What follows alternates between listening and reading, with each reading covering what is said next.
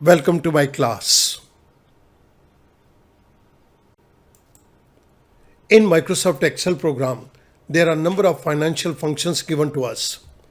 Here a list of all financial functions is given. All functions listed here are discussed in separate video lectures. Let us start.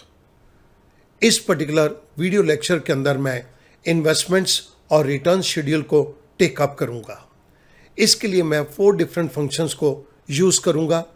The first one is effect function, the second one is nominal function, the third one is future value function and the fourth one is V lookup function. इन सभी functions की मदद से हम एक dynamic solution को generate करेंगे with garbage cleaning. And this is part number 4. आइएगा प्रोड्यूस करते हैं fully dynamic values with garbage cleaning. इस एक्सेल शीट के अंदर मुझे एक क्वेश्चन दिया गया है. Mister A has a bank balance of ₹1 lakh. The rate of interest given by the bank is 6% per annum. For the next 10 years, he shall deposit ₹5,000 per annum. What shall be the amount if deposit frequency and compounding frequency is annual, semi-annual, quarterly, monthly and daily? Frame your solution in the following format in fully dynamic form and with garbage cleaning. Mister A के पास bank के अंदर 1 लाख रुपया है. Banker 6% rate of interest per annum देता है. Mister A अगले 10 साल 5,000 रुपया डिपॉजिट करेगा.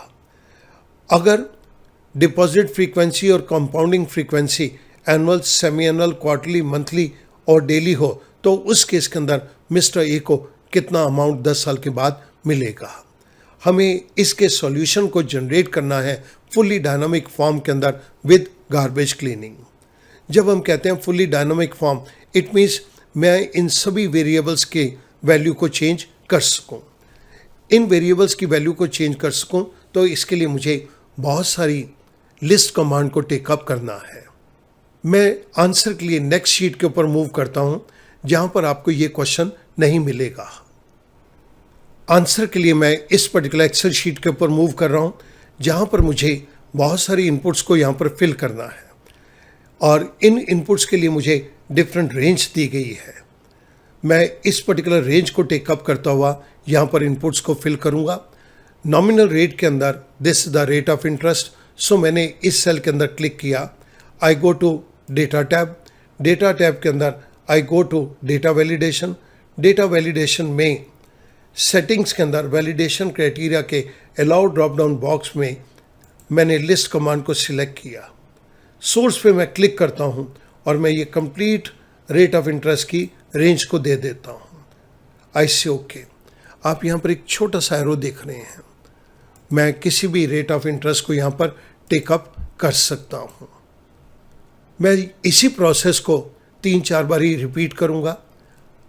डेटा टैब के अंदर डेटा वैलिडेशन में मैंने लिस्ट कमांड को सिलेक्ट किया, सोर्स पे क्लिक कर दिया और टाइम पीरियड को सिलेक्ट कर दिया. आई से okay. Now I can choose any of the time period. Initial deposit के केस के अंदर मेरे पास एक बहुत बड़ी रेंज दी गई है.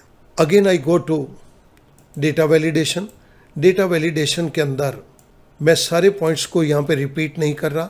मैंने सोर्स पे क्लिक कर दिया और इनिशियल डिपॉजिट के अमाउंट को यहाँ पर मैंने कंप्लीट रेंज को दे दिया. आई से ओके. इस स्मॉल ट्रायंगल से अब मैं किसी भी अमाउंट को यहाँ पर टेकअप कर सकता हूँ. सिमिलरली पीरियोडिक डिपॉजिट के केस के अंदर भी मैं एक बारी डेटा वैलिडेशन की हेल्प ले रहा हूँ और लिस्ट कमांड को यूज़ करके मैंने सोर्स में क्लिक कर दिया और मैं ये पीरियोडिक डिपॉजिट की कंप्लीट रेंज को यहाँ पर दे रहा हूँ. आई से ओके.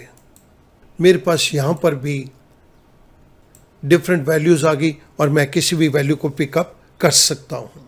स्टूडेंट, क्योंकि मुझे अब इस टेबल का कोई ज़रूरत नहीं है तो मैं आपकी कन्वीनियंस के लिए इसको जूम इन कर रहा हूँ.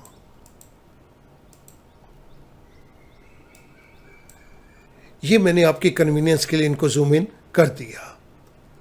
मैं इनके फ़ॉन्ट साइज को भी इंक्रीज कर देता हूँ so that this becomes prominently visible to you. Deposit type के केस के अंदर अब मैं 0 लूँगा. मान के चलेंगे कि डिपॉजिट पीरियड के एंड में दिया जा रहा है। जिन वैल्यूज़ को मैंने वेरिएबल रखा है वहाँ पर मैं एक डिफरेंट कलर को दे देता हूँ। डिपॉजिट फ्रीक्वेंसी के केस के अंदर ये frequency annual, semi annual, quarterly, monthly, weekly या डेली हो सकती है। सो मैंने यहाँ पर क्लिक किया और यहाँ पर मैं डेटा टैब के अंदर जाके डेटा वैलिडेशन की एक बारी फिर हेल्प ले रहा हूँ। वैलिडेशन क्राइटेरिया के अलाउ ड्रॉप डाउन बॉक्स में मैंने लिस्ट कमांड को चूज़ किया और सोर्स पे क्लिक कर दिया। सोर्स के अंदर मैंने ये डिफरेंट डिपॉजिट फ्रीक्वेंसीज दे दी। आई से ओके। आप एक छोटे से ट्रायंगल को यहाँ देख रहे हैं। Now I can choose any of the values. मैं यहाँ पर किसी भी वैल्यू को चूज कर सकता हूँ। इसी पर्टिकुलर डिपॉजिट फ्रीक्वेंसी को मैं यहाँ से कॉपी करता हूँ और मैं कंपाउंडिंग फ्रीक्वेंसी के अंदर इसको ले जाता हूँ। Now I can make use of any of the compounding. अगर तो डिपॉजिट फ्रीक्वेंसी एनुअल है तो नीचे मेरे पास डिपॉजिट पर ईयर के अंदर 1 आना चाहिए, और अगर ये डिपॉजिट फ्रीक्वेंसी क्वार्टरली है तो यहाँ पर 4 आना चाहिए। इसके लिए मैं इस जगह पर वी लुकअप के फंक्शन को टेकअप करूंगा। V lookup, first argument is lookup value, इस वैल्यू को देखो, कॉमा, इस वैल्यू को कहाँ देखो, इस टेबल एरे के अंदर देखो, which is our second argument, comma. The next argument is column index number, इस टेबल के अंदर किस कॉलम से वैल्यूज लेनी है, this is my first column and this is my second column, so मैंने यहाँ पर 2 कर दिया, कॉमा। The next argument is range lookup, मुझे एग्जैक्ट मैच चाहिए तो मैंने फॉल्स के ऊपर क्लिक कर दिया। I close parenthesis, I press enter. अगर तो डिपॉजिट फ्रीक्वेंसी एनुअल है तो मेरे पास वैल्यू 1 आएगी। अगर डिपॉजिट फ्रीक्वेंसी मैंने डेली कर दी तो मेरे पास डिपॉजिट पर ईयर 365 आएंगे। सिमिलरली कंपाउंडिंग फ्रीक्वेंसी के केस के अंदर भी मुझे कंपाउंडिंग पर ईयर का नंबर चाहिए। सो मैं इस जगह के ऊपर वी लुकअप के फंक्शन को टेकअप कर रहा हूँ। वी लुकअप वैल्यू, इस वैल्यू को देखो, this is the first argument, comma. Second argument is table array, इस वैल्यू को इस टेबल के अंदर देखो, कॉमा। The third argument is column index number, इस टेबल के अंदर किस कॉलम में देखो, this is the first column and this is the second column, so मैंने यहाँ पे 2 कर दिया, कॉमा। मुझे एग्जैक्ट मैच चाहिए तो मैंने फॉल्स पे क्लिक कर दिया, parenthesis close, I press enter. मेरे पास कंपाउंडिंग पर ईयर आ गया। अगर मैं इसको क्वार्टरली करता हूँ तो आप देखिएगा ये वैल्यू 4 हो गई। अगर मैं इसको वीकली करता हूँ तो ये वैल्यू 52 हो गई। सेमी एनुअली करता हूँ तो ये वैल्यू 2 हो गई। अब मुझे इफेक्टिव रेट पर पीरियड को कैलकुलेट करना है। इसके लिए मैं नॉमिनल फंक्शन को यूज करूंगा। नॉमिनल के फंक्शन के अंदर हमारे पास इफेक्ट वाला फंक्शन इनबिल्ट है। आप अगर नॉमिनल फंक्शन को देखेंगे तो पहला आर्गुमेंट इफेक्ट रेट है। इफेक्ट रेट को कैलकुलेट करने के लिए हम इफेक्ट के पूरे फंक्शन को यहाँ पर इंसर्ट कर देते हैं। सो मैं नॉमिनल के अंदर इफेक्ट फंक्शन को इस जगह के ऊपर टेकअप कर रहा हूं। This is equals to nominal parenthesis start. Effect rate को जानने के लिए मैंने इफेक्ट के फंक्शन को इंसर्ट कर दिया। इफेक्ट के फंक्शन के अंदर मेरे पास 2 आर्गुमेंट है, nominal rate is this V2, comma, NPERY, this is the number of compounding frequency. Compounding frequency मुझे इस जगह पर दी गई है D5, पेरेंथेसिस क्लोज, कॉमा। अब फिर नॉमिनल का फंक्शन शुरू हो गया। नॉमिनल के फंक्शन के अंदर हमने इफेक्ट रेट को यहां पर दे दिया। NPERY, this is the next argument and this is D3, parenthesis close, divided by once again deposit per year. I press enter. मेरे पास यहाँ पर इफेक्टिव रेट आ गया 6.09%। स्टूडेंट, मैं इसको भी इसी तरह से परसेंटेज के अंदर कन्वर्ट कर रहा हूँ। इफेक्टिव रेट पर पीरियड के लिए हमने जिस पर्टिकुलर फंक्शन को यूज किया वो मैंने आपकी रेफरेंस के लिए राइट साइड के ऊपर दे दिया। अब मुझे टोटल नंबर ऑफ पीरियड्स को कैलकुलेट करना है। इसको कैलकुलेट करने के लिए this is equals to B3, I press F4 to lock it. This is multiplied by D3. Again I press F4. अब स्टूडेंट इसको नोट कीजिएगा, अगर डिपॉजिट फ्रीक्वेंसी एनुअल है तो हम साल में एक ही बारी जमा करेंगे, तो टोटल नंबर ऑफ पीरियड 10 ही होंगे 10 ईयर्स के अंदर। अगर मैं इसको सेमी एनुअली में कन्वर्ट करता हूं तो हम साल में 2 बारी डिपॉजिट करेंगे, तो उस केस के अंदर टोटल नंबर ऑफ पीरियड 20 होंगे। अगर मैं इसको डेली के अंदर कन्वर्ट करता हूं तो हम 10 साल के अंदर 3650 बारी पैसे को डिपॉजिट करेंगे। ये हमारे पास एक वर्सेटाइल सॉल्यूशन बन रहा है। Now the last point I need to calculate is amount deposited. This is equals to periodic deposit, that is B5. I press F4. This is divided by D3. Again I press F4. मेरे पास यहां पर value आ गई 5000। मैं इस deposit के amount को भी कभी भी चेंज कर सकता हूं। जैसे ही मैं इसको चेंज करूंगा ये अमाउंट डिपॉजिटेड भी उसके साथ चेंज हो जाएगा। मेरी यहां पर बेसिक इनपुट्स कंप्लीट हो चुकी हैं। अब मुझे इस स्ट्रक्चर के अंदर वैल्यूज को एंटर करना है। टाइम पीरियड के अंदर मैंने 1 दे दिया और इंटरेस्ट अर्न के केस के अंदर this is equals to B4. I press F4 to lock it, multiplied by D6. I press enter. मेरे पास इंटरेस्ट अर्न का अमाउंट 6090 रुपीज आ गया। मुझे क्यूमुलेटिव बैलेंस को यहाँ पे कैलकुलेट करना है, तो मुझे सम के फंक्शन को टेकअप करना है। सम B10 colon B10। First B10 को मैं एब्सोल्यूट रेफरेंस के अंदर कन्वर्ट कर रहा हूं और सेकंड को रिलेटिव रेफरेंस में ही हम रहने देंगे। Now the cumulative deposit amount, this is equals to B5. I press F4 to lock it. This is multiplied by time period. इस टाइम पीरियड के अंदर ये नेक्स्ट ईयर 2 हो जाएगा, उसके बाद ये 3 हो जाएगा, तो ये चेंज होना चाहिए, इसलिए मैं इसको लॉक नहीं करूंगा और इसको रिलेटिव रेफरेंस के अंदर ही रहने दिया। I press enter. The next one is total increase. This is equals to sum cumulative interest और cumulative deposit को मैंने यहां पर ऐड कर दिया। Now the last point is future value. Future value को कैलकुलेट करने के लिए हमारे पास फंक्शन है FV का। इस जगह के ऊपर मैं FV के फंक्शन को टेकअप कर रहा हूं। FV, the first argument is rate. It is given to us in cell number D6.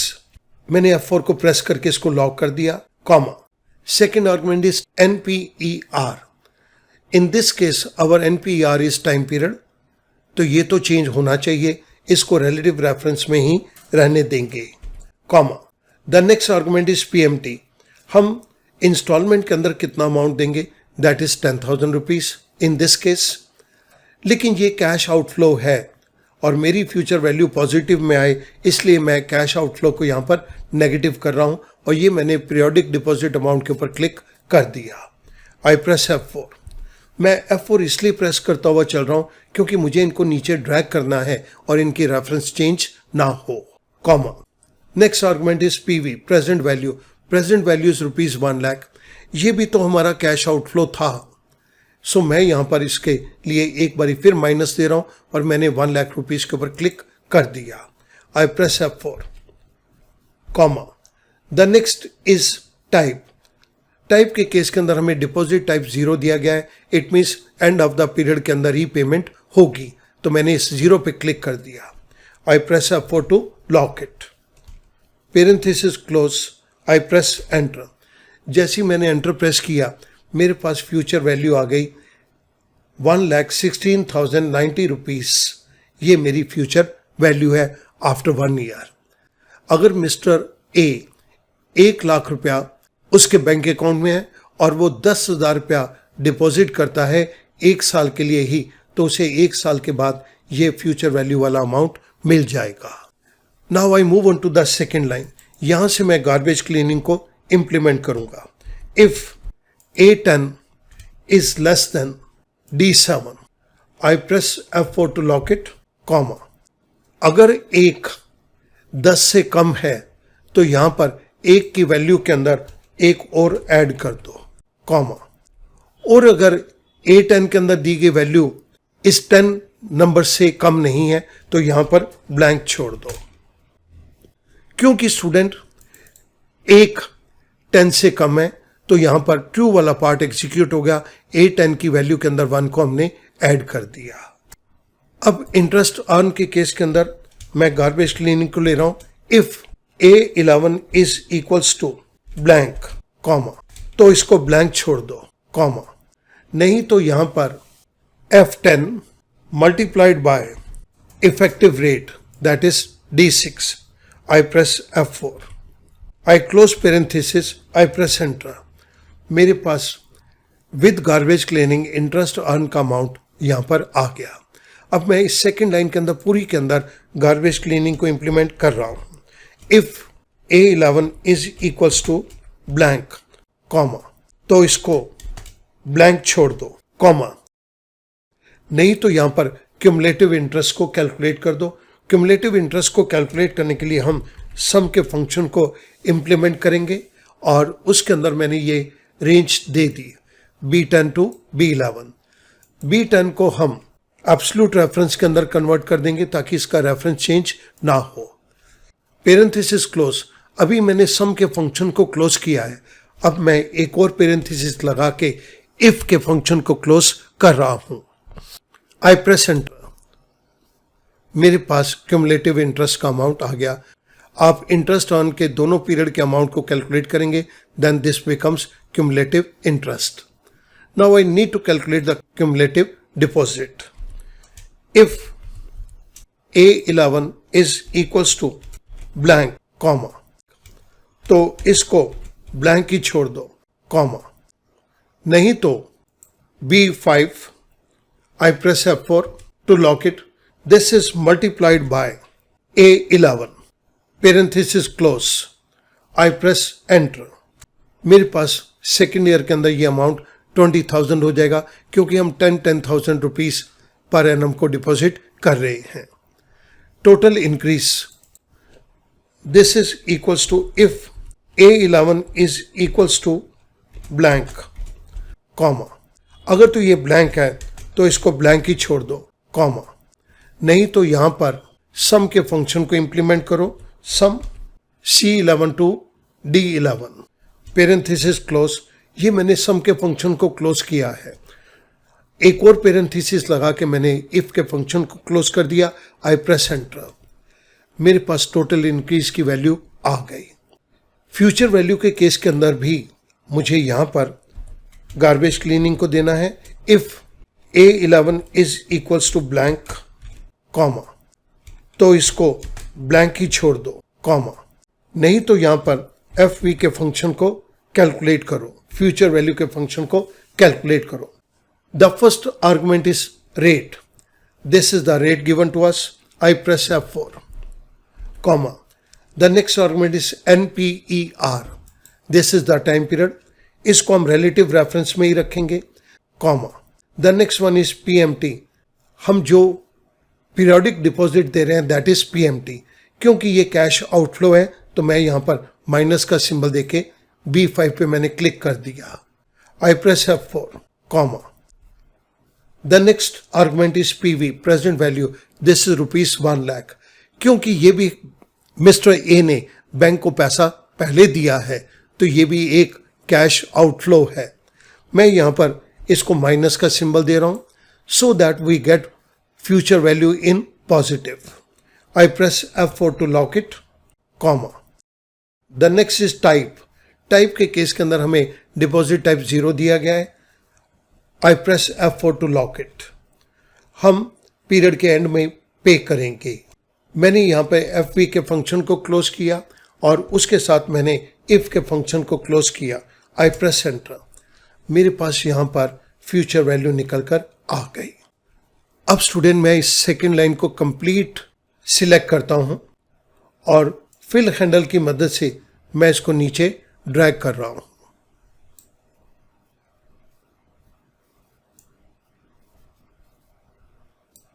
ये मेरे पास 10 ईयर का कंप्लीट रिजल्ट आ गया। हमने टाइम पीरियड 10 ईयर्स का लिया है और ये मेरे पास एनुअल मोड है। मैं इसको नीचे ड्रैग करता हूं। आप देख रहे हैं नीचे कोई वैल्यू नहीं आ रही। It means garbage cleaning perfectly function कर रही है। डिपॉजिट फ्रीक्वेंसी एनुअली को मैं क्वार्टरली के अंदर चेंज कर देता हूं तो टोटल नंबर ऑफ पीरियड 40 हो जाते हैं। मैं यहां से इस लाइन को सिलेक्ट करके नीचे 40 तक लेके जाता हूं।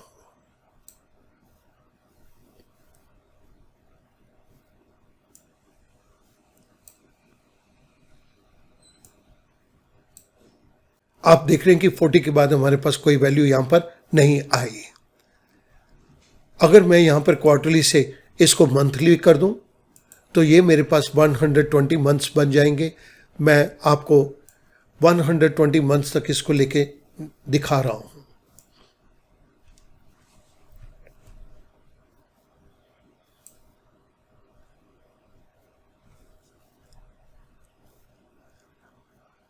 आप देखिएगा ये 120 पर आके बिल्कुल रुक गया। अगेन मैं इसको मंथली से एनुअल कर रहा हूं। अब देखिएगा कि वो सारी वैल्यूज डिसअपियर हो गई। There is no garbage value. यहां पर हमने इस क्वेश्चन को कंप्लीटली डायनामिक बना दिया। आप इन रेट्स के अंदर भी कभी भी कुछ भी चेंज कीजिए, वैल्यूज चेंज हो जाएंगी। You can change even the time period. जैसे ही टाइम पीरियड को चेंज करेंगे ये सारी कैलकुलेशंस ऑटोमेटिकली चेंज होंगी। मैं डिपॉजिट के अमाउंट को भी चेंज कर सकता हूँ, पीरियोडिक डिपॉजिट को भी मैं यहाँ पर चेंज कर सकता हूँ। जैसे भी कोई भी आप चेंजेस करेंगे आपका सोल्यूशन चेंज हो जाएगा। Now this question becomes absolutely dynamic. हमने जिन फंक्शंस को यहाँ पर यूज किया है फॉर गार्बेज क्लीनिंग वो मैंने आपके रेफरेंस के लिए यहाँ पर दे दिए। मैं एक इसको डिफरेंट कलर दे देता हूँ so that you can differentiate. Now this makes our question become complete. मैं उम्मीद करूंगा इस पर्टिकुलर क्वेश्चन से अब आप इन्वेस्टमेंट्स एंड रिटर्न शेड्यूल को फुल्ली डायनामिक सॉल्यूशन के अंदर कन्वर्ट कर सकते हैं। मैं यहां पर इसको आपको जूम आउट करके राइट साइड की ये डिफरेंट वैल्यूज को भी शो कर रहा हूं। अब ये क्वेश्चन आपके लिए फुल्ली डायनामिक बन गया। Thank you very much.